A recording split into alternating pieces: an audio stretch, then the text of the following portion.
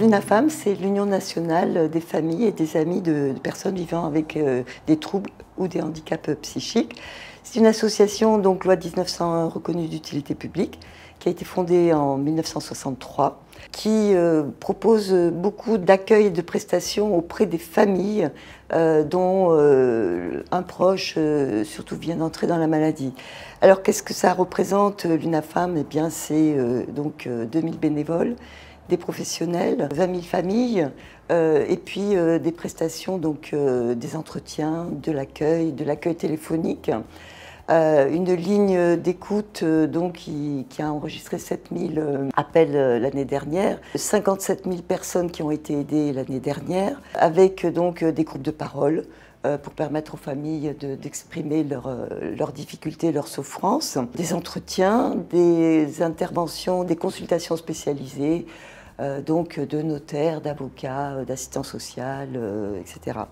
Et puis une implantation très importante dans les territoires, puisqu'il y a une délégation par département, il y a des délégations régionales, des mandats de représentation un petit peu partout, dans les conseils locaux de santé mentale, dans les établissements de santé médico-sociaux, près de 400 points d'écoute, donc répartis sur le territoire.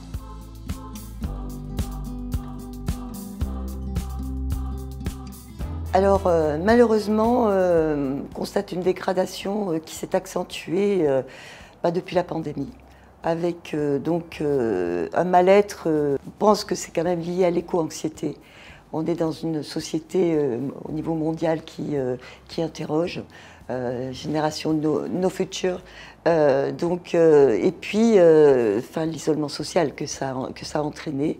Et on s'est aperçu que les jeunes, il y a des enquêtes très récentes, qui se sentent seuls. Donc c'est quand même assez inquiétant. Alors il y a des conséquences, plus 60% entre 2019 et 2023 de prescription d'anxiolytiques, de choses comme ça. Donc ça c'est quand même très inquiétant.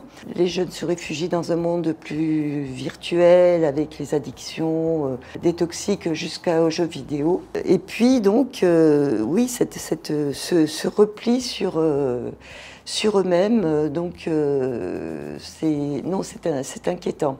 D'où l'intérêt de se préoccuper donc de leur état de santé à tous les niveaux. C'est aussi la période au cours de laquelle se déclenchent les maladies les plus sévères, mais presque il faudrait une anticipation déjà dès la naissance, donc d'avoir...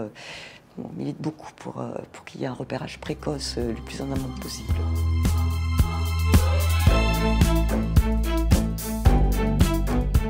Le repérage précoce et la prise en charge précoce.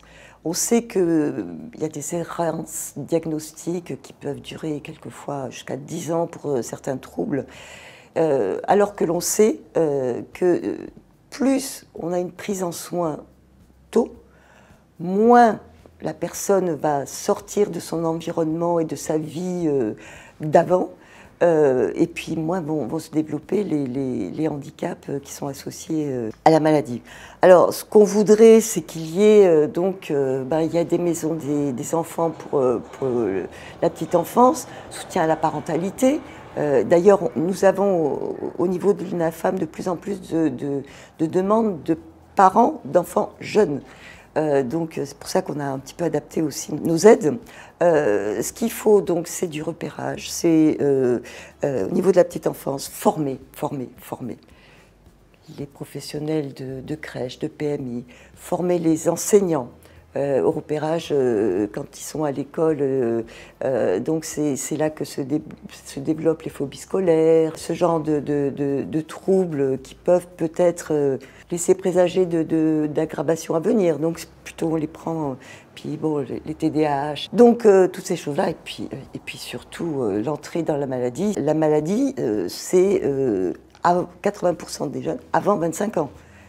Donc c'est important d'être présent, voilà. Et puis de la formation.